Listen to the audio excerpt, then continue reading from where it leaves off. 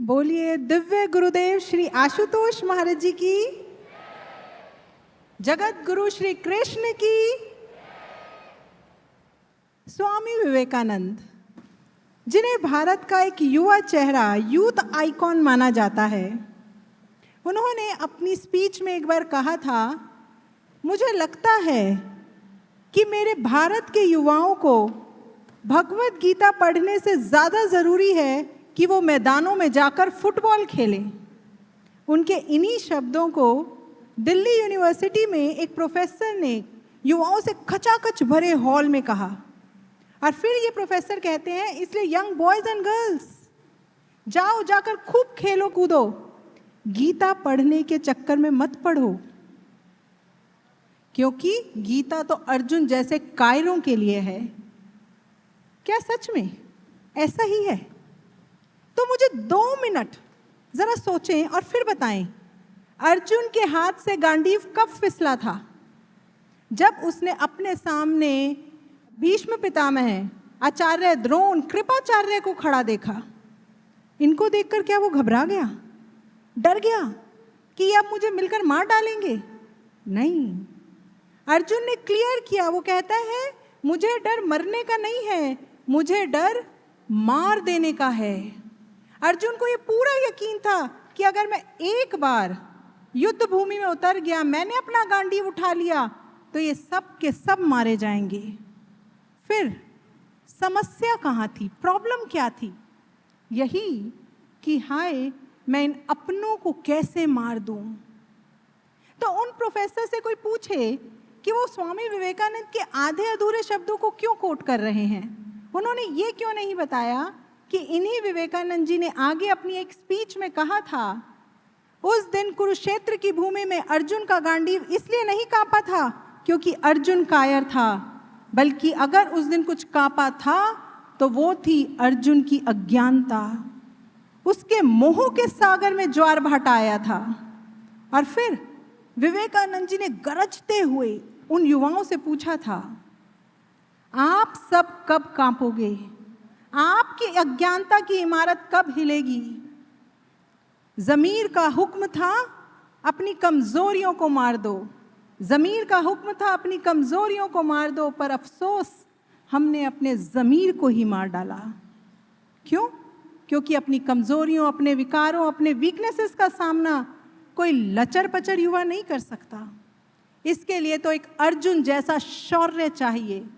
इसीलिए विवेकानंद ने कहा, go and play football in fields and make your blood, your biceps, your muscles a little stronger. जाओ जाकर मैदानों में फुटबॉल खेलो, मजबूत मांसपेशियां, मजबूत डोले रक्त में उबाल और मजबूत मन बनाओ। और फिर अपने जीवन से प्रार्थना करो कि वो तुम्हें भी किसी ऐसे कुरुक्षेत्र में लाकर खड़ा कर दे जहां तुम सबकी ढीठ बेहोशी टूटे, क्योंकि तब ही गीता तुम्हारे अंदर उतर पाएगी, क्योंकि गीता कायरों के लिए नहीं है। ये था स्वामी विवेकानंद जी का कंप्लीट मैसेज। पर यहाँ पर युवा कह देता है, मैं तो ऑलरेडी कुरुक्षेत्र में खड़ा हूँ। हर दिन, इनफैक्ट हर मोमेंट मेरा दिल, मेरा हाथ कांपता है। जॉब, बॉस, करियर का प्रेशर, फ्रेंड्स, फॉलोअर्स, लाइक्स बढ़ाने का प्रेशर, हर समय एक अजीब सी बेचैनी, एक अकेलापन, एक घुटन, एंग्जाइटी, स्ट्रेस महसूस होता है। पर किससे कहूँ, किसको बताऊँ? गमों के बीच में अपने गम बोल बैठा। वो नमक का शहर था और मैं अपने जख्म खोल बैठा। यही तो है, आज हर कोई हाथ में नमक लिए घूम रहा है। युवक कहता है कि मैं किसके सामने अपनी कमजोरियां रखूं? अर्जुन की तरह अपने जख्म नहीं खोल सकता। पर यहाँ युवा भाइयों बहनों, आपको ये समझना होगा, अर्जुन ने अपने मन की टूटन बिखरन दुर्योधन, दुशासन, शकुनी के सामने नहीं रखी। किसके चरणों में रखी? भगवान श्री कृष्ण के। ठीक ऐसे ही आप सबको भी अपने अपने जीवन का कृष्ण खोजना होगा। कसौटी क्या है?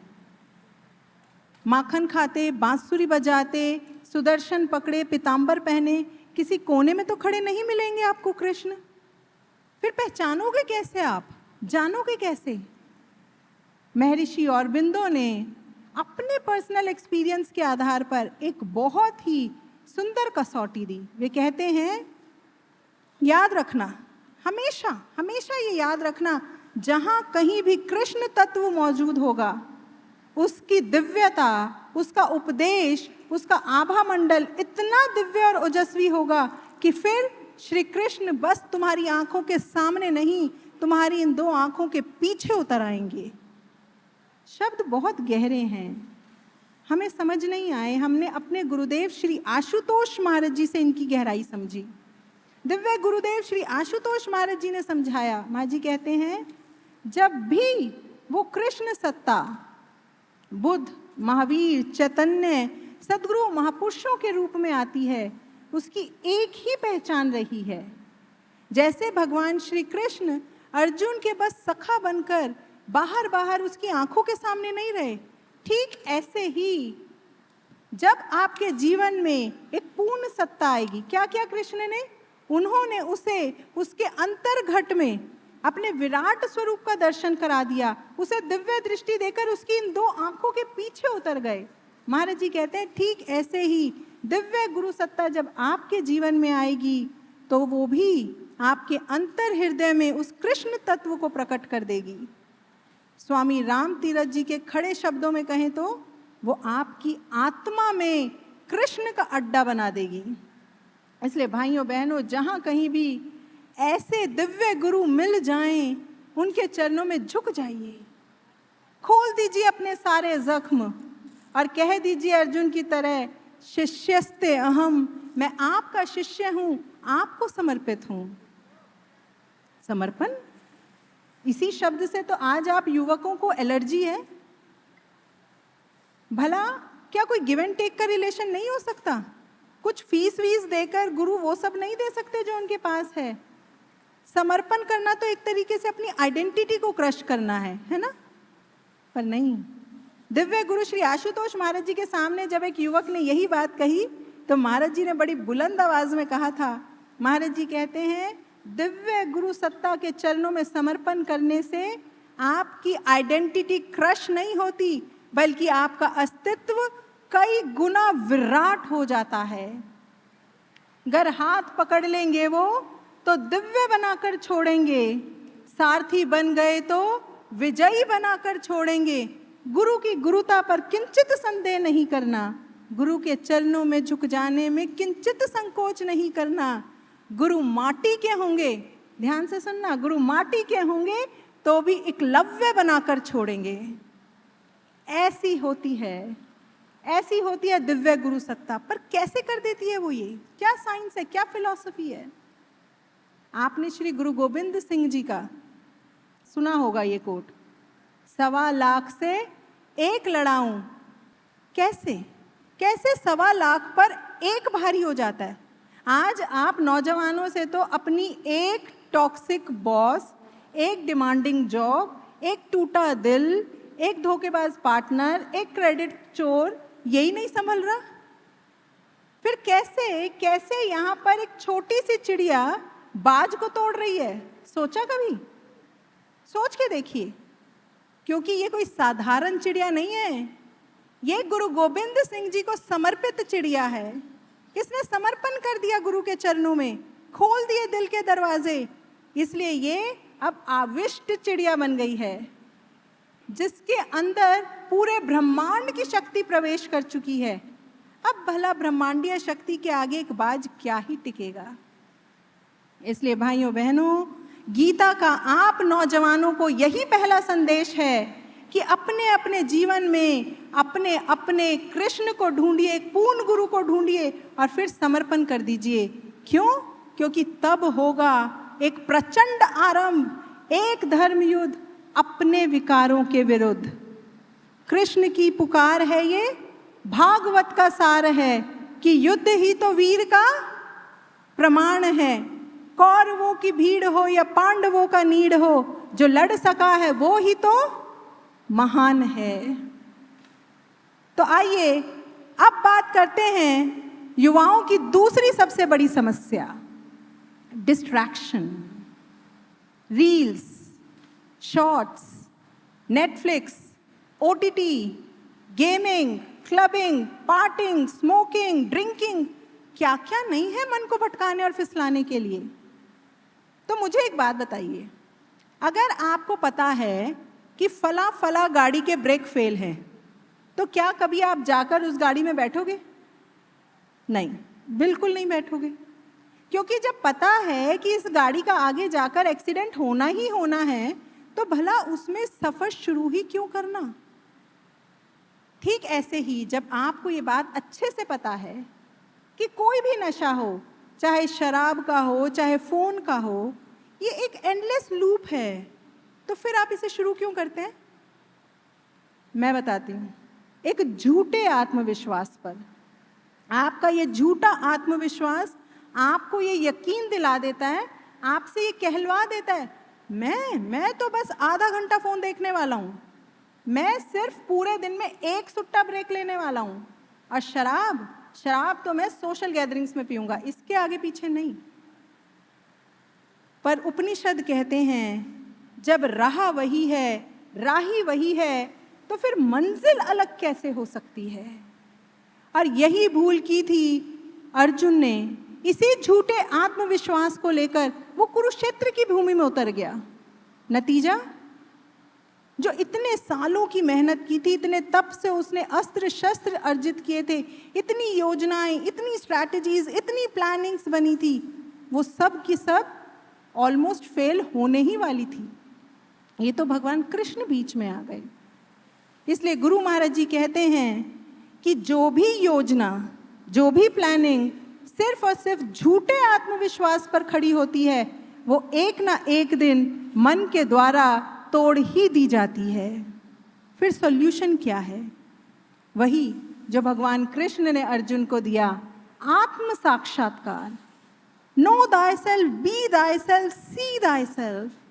अर्जुन ने अपने भीतर आत्मदर्शन किया, और तब उसके अंदर पैदा हुआ एक सच्चा और जागृत आत्मविश्वास।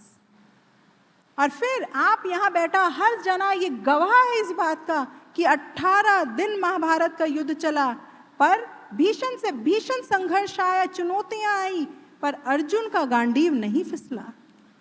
इसलिए भाइयों बहनों, अगर अपने मन को भ्रमित होने से बचाना चाहते हो तो क्या करना होगा? अपनी आत्मा को जागृत करना होगा, आत्म साक्षात्कार करना होगा।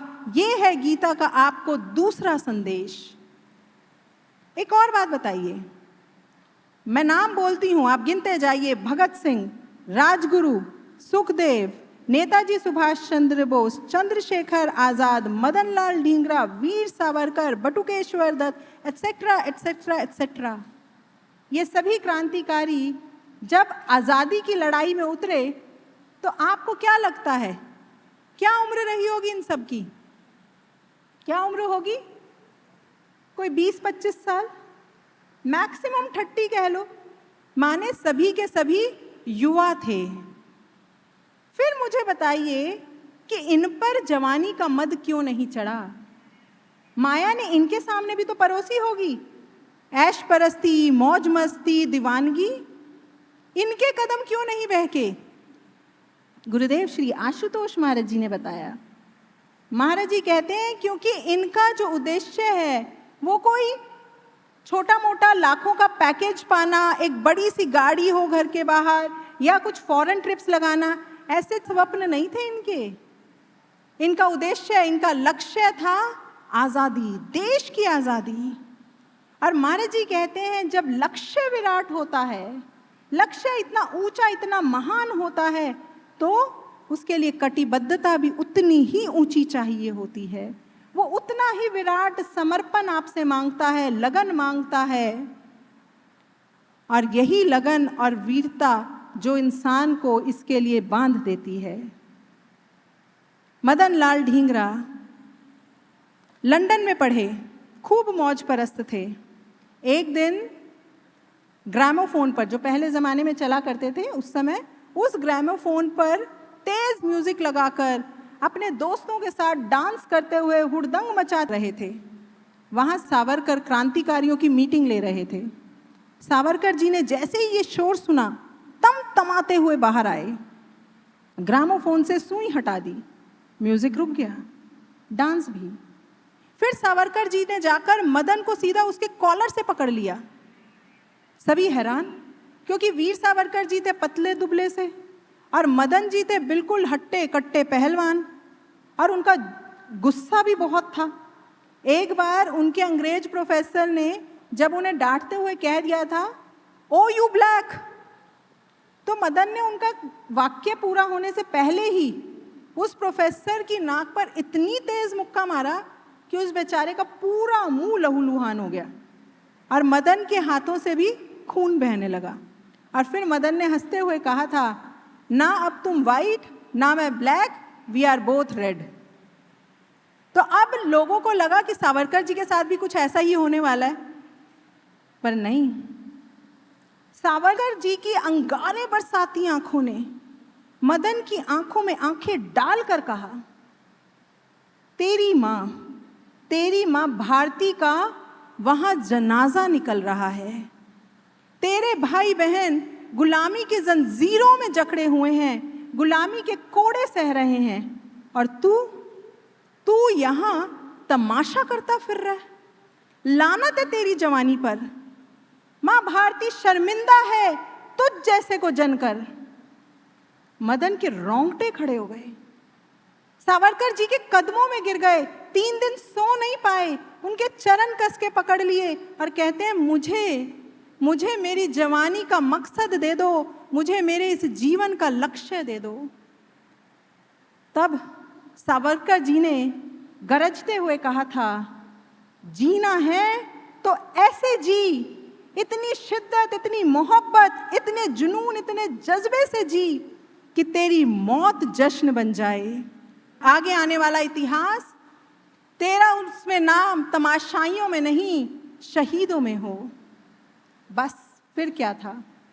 उस दिन के बाद मदन ढींगरा अंग्रेजी हुकूमत पर क्रांति का बम बनकर फट पड़े।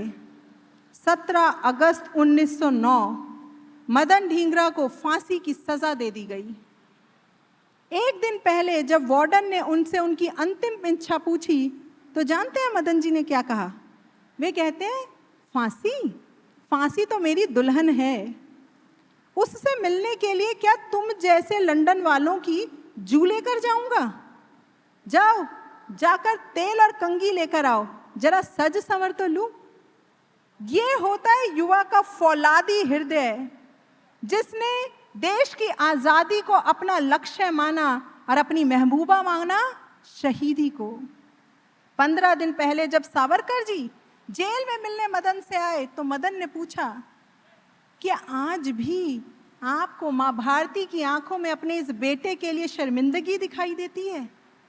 तब सावरकर जी ने पूरे विश्वास के साथ कहा था, नहीं मदन, आज मैं मां भारती की आंखों में तेरे लिए वही गर्व देख रहा हूं जो कभी श्री कृष्ण की आंखों में अपने वीर योद्धा अर्जुन के लिए रहा होगा। वीर योद्धा अर्जुन क्यों कहा? क्योंकि उसने भी एक युद्ध लड़ा था राष्ट्र धर्म के लिए। और भाइयों बहनों, आज फिर भारत राष्ट्र खतरे में है। भारत को खतरा उन दुश्मनों से नहीं है जो हमारी सीमा के बाहर बैठे हैं, उनके लिए तो आप जानते हैं हमारे मुट्ठी भर सैनिक काफी हैं। भारत को खतरा किससे है? भारत को आज खतरा है, तो ध्यान से सुनिए, उस कूड़े कचरे से, उस बेहुदा संस्कृति से जिसे पाश्चात्य देश हमारी ओर फेंक रहे हैं। और सबसे बड़े दुख की बात, आप सभी युवा आज इस कूड़े कचरे को मॉडर्नाइजेशन के नाम पर सहेज रहे हैं। भारत को खतरा इस मानसिकता से है जो भारत की संस्कृति, संस्कारों, मूल्यों, आदर्शों को खोखला कर रही है। रामधारी सिंह दिनकर बहुत बड़े कवि हुए हैं, नाम सुना होगा आपने। उन्होंने एक बार कहा था, जब जब देश गिरता है तब तब साहित्य हाथ बढ़ाकर उसे थाम लेता है। पर हमारे गुरुदेव श्री आशुतोष महाराज जी ने एक बार बहुत संजीदा होकर ये बात कही थी कि तब क्या हो जब साहित्य ही देश को खत्म करने पर तुल जाए। और महाराज जी ने इस कड़वी सच्चाई को अपने शब्दों में भी एक भजन के माध्यम से बांधा। आज के धारावाहिक भी सन्मार्ग दिखाते हैं कब, फिल्मों से जहरीला प्रसारण बहुत हो चुका है अब। फिल्म, म्यूजिक, डांस, बुक्स, आप कला का कोई भी क्षेत्र उठा लो, हर ओर से अश्लीलता ही तो परोसी जा रही है। इसलिए माँ भारती आप सभी जो यहाँ बैठे हैं, आप सभी युवाओं को पुकार रही है, आवाहन कर रही है। आज जन्माष्टमी के इस अवसर पर इन हवाओं में गूंज है, आप सुन सकते हैं तो दिल से सुनने की कोशिश कीजिए। भगवान श्री कृष्ण के वो शब्द आज फिर इन हवाओं में गूंज रहे हैं, उठ पार्थ युद्ध कर, उठ पार्थ युद्ध कर, इस खोखली मानसिकता के खिलाफ युद्ध का शंखनाद कर दे। भारत का वैशिष्ट्य है अध्यात्म। हमारे महाराज जी हमेशा पूरे गर्व से कहते रहे हैं, इस भारत की पहचान, इस भारत का वैशिष्ट्य है अध्यात्म। हे युवाओं, इसे अलोप होने से बचा लो। और अगर आज आप इस पुकार को सुनकर खड़े हो जाते हैं, धर्म युद्ध लड़ने के लिए तैयार हो जाते हैं, तो फिर भगवान श्री कृष्ण का आप सभी के लिए यही एक संदेश है आज इस जन्माष्टमी पर। तू क्यों अंदर से डरता है, क्यों घुट घुट के मरता है? युद्ध अभी तो जारी है, माना दुश्मन का पलड़ा भारी है, पर तू अर्जुन है, हाथ बांध पे रख, हमेशा तू ये ध्यान में रख, भले खिलाफ जमाना है, भले खिलाफ जमाना है, पर तेरा सारथी तेरा कान्हा है।